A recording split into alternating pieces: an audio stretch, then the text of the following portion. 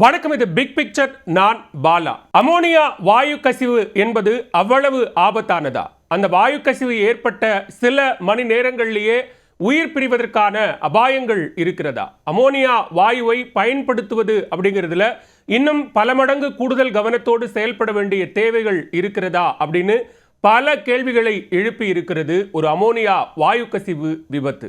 அது குறித்து தான் இந்த வீடியோவில் விரிவாக பார்க்க இருக்கிறோம். அமோனியா வாயு காற்றில் கலந்துச்சு அப்படின்னா 4 மணி நேரத்திலிருந்து 5 மணி நேரம் வரைக்கும் அதனுடைய தாக்கமும் நச்சுத்தன்மையும் இருக்கும் அப்படின்னு சொல்றாங்க.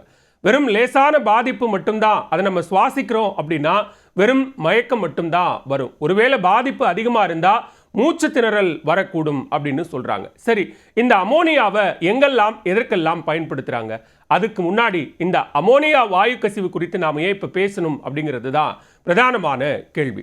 திருவள்ளூர் மாவட்டம் பெரியபாளையம் பகுதியில் இருக்கக்கூடிய ஒரு தனியார் மீன் உணவுகளை பதப்படுத்தக்கூடிய தொழிற்சாலை, இறால் உள்ளிட்ட கடல் உணவுகளை எல்லாம் பதப்படுத்தி வெளிநாடுகளுக்கு ஏற்றுமதி செய்யக்கூடிய ஒரு தொழிற்சாலை. அந்த தொழிற்சாலையில் இந்த குளிரூட்டும் பகுதியில் இருக்கக்கூடிய அமோனியா தேக்கி வைக்கக்கூடிய அந்த கலன்களில் கசிவு ஏற்படுகிறது. அந்த தொழிற்சாலையை பொறுத்த வரைக்கும் பகலில் ஒரு 100 தொழிலாளர்கள், இரவு பணியில் 2 ஷிஃப்ட் பார்க்குறாங்க. 100 தொழிலாளர்கள் அப்படின்னு 200 தொழிலாளர்கள் கிட்ட வேலை பார்க்குறாங்க. பணியாற்றக்கூடிய 200 தொழிலாளர்களில் பெரும்பான்மையானவர்கள் வெளிமாநிலங்களை சேர்ந்தவர்கள் தான். ஒடிசா, அசாம் மாதிரியான, பீகார் மாதிரியான மாநிலங்களைச் சேர்ந்த வெளிமாநில தொழிலாளர்கள் தான் அந்த தொழிற்சாலையில் வேலை செய்கிறாங்க. அப்போ பகல் நேரத்தில் கிட்டத்தட்ட 60 தொழிலாளர்களில் 60 பேருமே பெண் தொழிலாளர்கள், ஒரு 4 to 5 ஆண் தொழிலாளர்கள் அப்படின்னு ஒரு 65 பேர் பணியில் ஈடுபட்டு கொண்டிருக்கும் போது தான் இந்த வாயு கசிவு என்பது ஏற்படுகிறது. உடனடியாக எல்லோருக்குமே கடுமையான மூச்சு திணறல் மற்றும் மயக்கம் ஏற்பட்டதன் காரணமாக அவங்க அங்கே திருவள்ளூர்லேயே அருகில் இருக்கக்கூடிய 2 தனியார் மருத்துவமனைகளிலும் உடனடியாக அவசர சிகிச்சைக்காக சென்னையில் இருக்கக்கூடிய அரசு மருத்துவமனை ஸ்டான்லி மற்றும் ராஜீவ்காந்தி மருத்துவமனைகளில் கொண்டு வந்து அனுமதிக்கப்படுறாங்க. அவங்களுக்கான அந்த தீவிர சிகிச்சைகள் அளிக்கப்பட்டு கொண்டிருக்கிறது. ஒரு 2 பேர் உயிரிழந்திருக்கிறார்கள் அப்படின்னு அரசு தரப்பில் உறுதிப்படுத்தப்பட்டிருக்கு. ஆனால் மேலும் உயிரிழப்புகள் அதிகரிக்கக்கூடும் அப்படின்னும் அஞ்சப்படுகிறது. சரி, இந்த அமோனியா வாயு கசிவு புதிதானதா அப்படின்னா இல்லை. கடந்த சில ஆண்டுகளுக்கு முன்னாடி 2023 எண்ணூரில் இருக்கக்கூடிய ஒரு கோரமண்டல் உரத் தொழிற்சாலை அப்படிங்கிற அந்த உரத் தொழிற்சாலையில் பொதுவாக அமோனியா அப்படிங்கிறது உரம் தயாரிக்கவும் பயன்படுத்தக்கூடிய ஒன்று. அங்கே அதை உரமாக மாற்றக்கூடிய ப்ராசஸில் ஒரு கசிவு ஏற்பட்டு ஒரு 30க்கும் மேற்பட்டோர் இதே மாதிரி கடுமையான மூச்சு திணறல் மற்றும் பாதிப்புகளுக்கு உள்ளாகி மருத்துவமனைகளில் அனுமதிக்கப்பட்டு, ஆனால் அவங்க ரெக்கவர் பண்ணப்பட்டு சரியாயிட்டாங்க. இதற்கு முன்னாடியும் இந்த மாதிரி நிறைய சம்பவங்கள் நடந்திருக்கிறது. வெளிநாடுகளிலும் வெளி மாநிலங்களிலும் கூட அமோனியா வாயு கசிவு மூலமாக மிகப்பெரிய அளவிற்கான ஒரு பாதிப்பு என்பது ஏற்பட்டிருக்கிறது. சரி, அமோனியாவினுடைய பயன்பாடுகள்லாம் என்னவா இருக்கு அப்படின்னு பார்த்தோம்னா, இந்த கடும் நெடி கொண்ட அமோனியா வாயு அப்படிங்கிறது உர தயாரிப்புக்கு பிரதானமாக பயன்படுது. குளிர்பதனம் செய்தல், அதாவது இப்போ நம்ம இந்த மீன் பதப்படுத்தக்கூடிய அந்த தொழிற்சாலையில் அதை குளிர் ஊட்டியாக பயன்படுத்தக்கூடிய ஒரு ஏரியாவிலையும் இந்த அமோனியா அப்படிங்கிற வாயு பயன்படுத்தப்படுகிறது.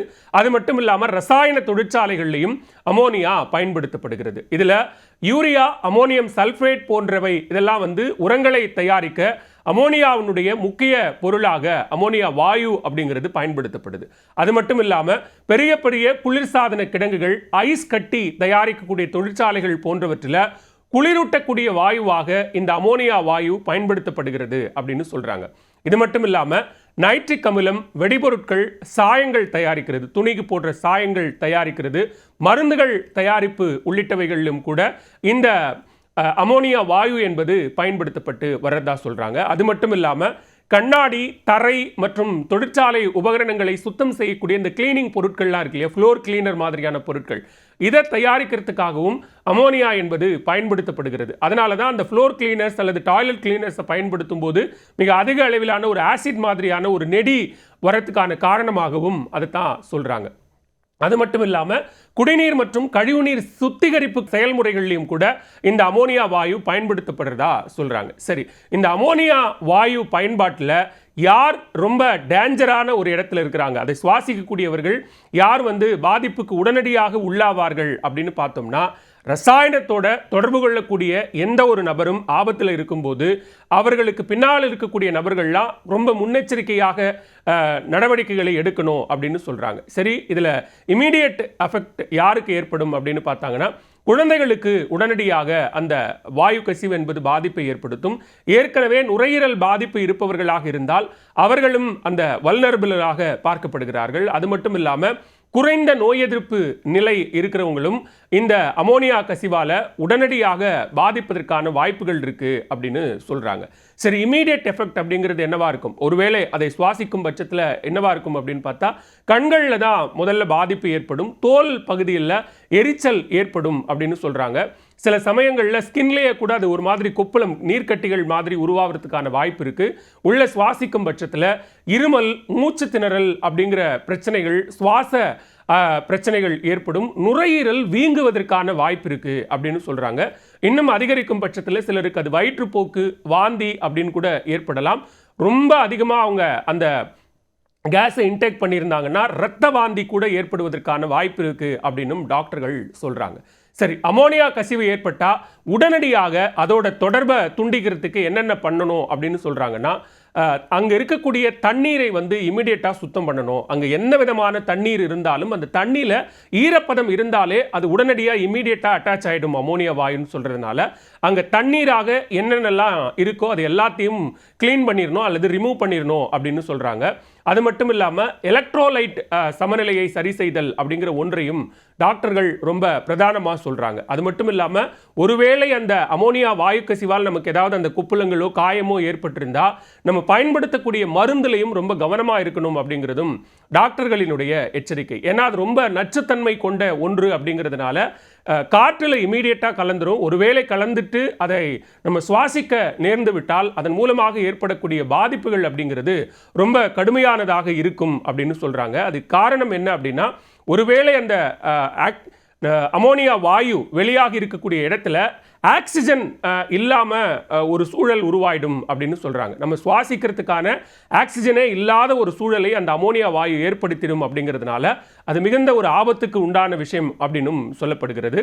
விவசாயத்துக்கு உரம் தயாரிப்பதற்கான அந்த தேவைகளுக்காக அமோனியா அவசியமாக இருக்கிறதுனால அதோட உற்பத்தி அப்படிங்கிறதும் ரொம்ப அதிகரிச்சுட்டு தான் போதே தவிர அதை குறைப்பதற்கான வாய்ப்பில்லை அப்படின்னு சொல்கிறாங்க. அமோனியாவை பொறுத்த வரைக்கும் அதை ரொம்ப டேஞ்சரான, அதே நேரத்தில் ரொம்ப சாஃப்டான ஒன்றுங்கிறாங்க. அதை நம்ம டிஸ்டர்ப் பண்ணாத வரைக்கும் அது எந்த பாதிப்பையும் கொடுக்காது. ஒருவேளை அது வெடித்து சிதறி காற்றுல கலக்க ஆரம்பிச்சிருச்சுன்னா அதோட பாதிப்புகள் அப்படிங்கிறது ரொம்ப ரொம்ப அதிகமாக இருக்கும். அதனால தான் அது பயன்படுத்தக்கூடிய எந்த விதமான ஆலையாக இருந்தாலும் சரி, அது உர ஆலையோ அல்லது குளிரூட்டக்கூடிய ஆலையோ, ஐஸ் தயாரிப்பு பணிகளில் இருக்கக்கூடிய ஆலையோ அல்லது மருந்து ஆலைகள்லையோ அமோனியா வாயுவை கையாள்கிறார்கள் அப்படின்னா அங்கே உரிய பாதுகாப்பு விதிமுறைகள் கடைபிடிக்கும் பட்சத்தில் தான் அமோனியா வாயுவை ஹேண்டில் பண்ணணும். அப்படி இல்லைன்னா கண்டிப்பாக இந்த மாதிரியான விபத்துக்கள் நிகழும் அப்படின்னு சொல்கிறாங்க. இப்போ பல நாடுகளில் அமோனியாவில் இயங்கக்கூடிய என்ஜின்களே வர தொடங்கி விட்டது அப்படிங்கிறதும் முக்கியமான விஷயம். இதன் காரணமாக அமோனியாவினுடைய உற்பத்தியும் தேவையும் இன்னும் கூடுதே தவிர அதில் குறைவதற்கான வாய்ப்பில்லை அப்படின்னு சொல்கிறாங்க. ஸோ அப்போ அமோனியாவை ஸ்டோரேஜ் பண்ணி வைக்கிறதுக்கும் அதை டிரான்ஸ்போர்ட்டேஷன் பண்ணுறதுக்கும் ஒரு இடத்திலிருந்து இன்னொரு இடத்திற்கு மாற்றுவதற்கும் ரொம்ப கடுமையான விதிமுறைகளை பின்பற்றணும் அப்படிங்கிறது தான் சொல்லப்படுது. இப்போ நம்ம 2023 சொன்னோம் இல்லையா, எண்ணூரில் இருக்கக்கூடிய கோரமண்டல் உர தொழிற்சாலை, அங்கே ஏற்பட்ட அந்த சிக்கல் அப்படிங்கிறது தான் மிகப்பெரிய ஒரு பாதிப்பை ஏற்படுத்தினது நம்ம சமீபத்தில் பார்த்தோம். அதுக்கு அடுத்ததாக தான் இப்போ திருவள்ளூரில் இருக்கக்கூடிய இந்த ஆலையில் இந்த பாதிப்பு அப்படிங்கிறது மிகப்பெரிய ஒரு சிக்கலாக மாறி இருக்கிறது. இது இம்மீடியட்டாக நம்மளுடைய சுவாச மண்டலங்களை பாதித்து அதில் மிகப்பெரிய ஒரு எரிச்சலையும், இருமல், அப்புறம் மூக்கில் எரிச்சல் அல்லது மூக்கில் இருந்து ரத்தம் வருவது மாதிரியான சிக்கல்களை ஏற்படுத்தும் அப்படின்னு சொல்கிறாங்க. அமோனியாவை பொறுத்த வரைக்கும் 1 மில்லியனுக்கு 300 பார்ட்ஸ் ppm அப்படிங்கிற அளவில் அது வெளிப்பட்டுருச்சு அப்படின்னா அது உயிருக்கு மிகப்பெரிய டேஞ்சர், ஆபத்தை விளைவிக்கக்கூடிய ஒன்று அப்படிங்கிறாங்க. அதே IDLH அப்படின்னு ஒரு அளவீட்டு குறியீட்டில் சொல்கிறாங்க. அமோனியா காற்றில் சுமார் 15லிருந்து 28% வகையிலான அளவில் பரவுச்சு அப்படின்னா அது ஃபயர் ஆகிறதுக்கு கூட வாய்ப்பு இருக்குது அப்படின்னு சொல்கிறாங்க. ஸோ அப்போ அது எந்த அளவுக்கு அதனுடைய தன்மை இருக்கிறதோ அந்த அளவுக்கு அதனுடைய பாதிப்புகள் இருக்கும் அப்படிங்கிறது தான் நம்ம முக்கியமாக கவனிக்கக்கூடிய ஒன்றாக இருக்கிறது. அது நமக்கு நிறைய சிக்கல்களை ஏற்படுத்தலாம். அந்த சிக்கல்களை இமீடியட்டாக சரி பண்ணுறதுக்கான வாய்ப்பு அப்படிங்கிறது 24 ஹவர்ஸ்லேருந்து 72 ஹவர்ஸ்க்குள்ளார அதை நம்ம உடலில் இருந்து அது ஏற்படுத்தின பாதிப்புகள், இந்த அமோனியா வாயுக்கான பதில் மருந்து, அதை சரி பண்ணி பாடியிலிருந்து அதை ரிமூவ் பண்ணுறதுக்கான மருந்துகள் இல்லை. அதை ஏற்படுத்தின தாக்கத்தை சரி செய்வதற்கான கால அவகாசம் அப்படிங்கிறது 24 ஹவர்ஸ்லேருந்து 72 ஹவர்ஸ் வரைக்கும் அப்படின்னும் டாக்டர்ஸ் அதை காயின் பண்ணுறாங்க. ஸோ இந்த மாதிரியான சிக்கல்களை ஏற்படுத்தக்கூடிய மிகப்பெரிய ஒரு பிரச்சனையை ஏற்படுத்தக்கூடிய அந்த அமோனியா வாயுவை நாம் ரொம்ப கவனமாக கையாளணும் அப்படிங்கிறது தான் ரொம்ப முக்கியம்.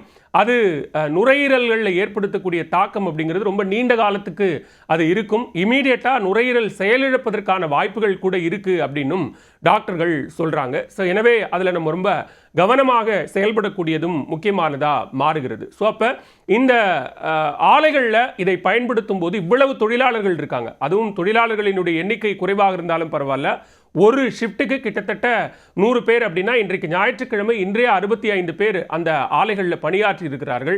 அப்படியான சூழலில் இவ்வளவு பெரிய பாதிப்பு என்பது மிகப்பெரிய ஒரு அச்சத்தை ஏற்படுத்தி இருக்கு அப்படின்னு சொல்லலாம். ஸோ இந்த அமோனியா வாயுவை பொறுத்த வரைக்கும் இதை நம்ம எதற்காக ரொம்ப பேசிக்காக பயன்படுத்துகிறாங்க அப்படின்னா, நம்ம ஏற்கனவே பார்த்த மாதிரி கடல் உணவுகளை குளிரூட்டுவதற்காகத்தான் கொள்கலன்கள், அதற்கான கொள்கலன்களில் அமோனியா சேகரிக்கப்பட்டு பயன்படுத்துகிறாங்க. ஸோ இந்த கூலிங் சிஸ்டத்தில் இருக்கக்கூடிய ஏதோ ஒரு பிரச்சனையில் ஏற்பட்டதுனால தான் அந்த லீக்கேஜ் அப்படிங்கிறது நடந்திருக்கிறது. உடனடியாக அது காற்றில் பரவக்கூடிய வாய்ப்பு இருக்கிறதுனால ஒரு மாதிரி கார நெடியோட அது நம்மளுடைய உள்ளுறுப்புகளை சேதப்படுத்தி இமீடியட்டாக, அதாவது கண் பகுதியில், மூக்கு பகுதிகளில், மூச்சு குழாயில், நுரையீரலில் இம்மீடியட்டாக அது ரொம்ப ஒரு மாதிரி நிலைகுலைய செய்யக்கூடிய ஒன்றாக அது மாறிடும்.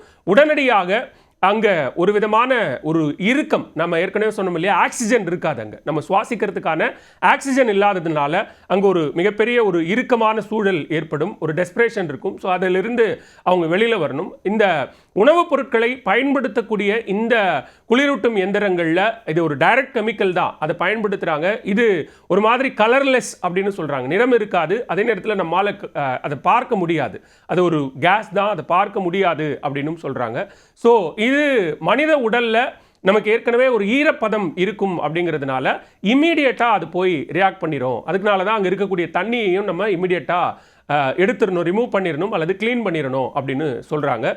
ஸோ அப்போ கண், மூக்கு, தொண்டை, நுரையீரலில் அது இமீடியட் பாதிப்பை ஏற்படுத்துறதுனால அதை ரொம்ப கவனமாக கையாளக்கூடிய ஒன்றாக அது மாறுது. ஏன்னா நம்ம ஹைட்ரஜனை சுவாசிக்கிறோம் இல்லையா, அதனோடு அமோனியம் கலந்தால் அது அமோனியம் ஹைட்ராக்சைடு அப்படிங்கிற இன்னும் அரிப்புத்தன்மை கொண்ட ஒரு கார வேதிப்பொருளாக அது மாறுகிறது அப்படின்னு சொல்கிறாங்க. அப்போ நம்ம பாடியில் இருக்கக்கூடிய ரொம்ப சாஃப்ட் டிஷ்யூஸ்லாம் இருக்கும் இல்லையா, அதையெல்லாம் அது ரொம்ப பேர்ன் பண்ணி எரித்து ரொம்ப இமீடியட் பாதிப்பை ஏற்படுத்தும் அப்படின்னும் டாக்டர்கள் எச்சரிக்கிறாங்க.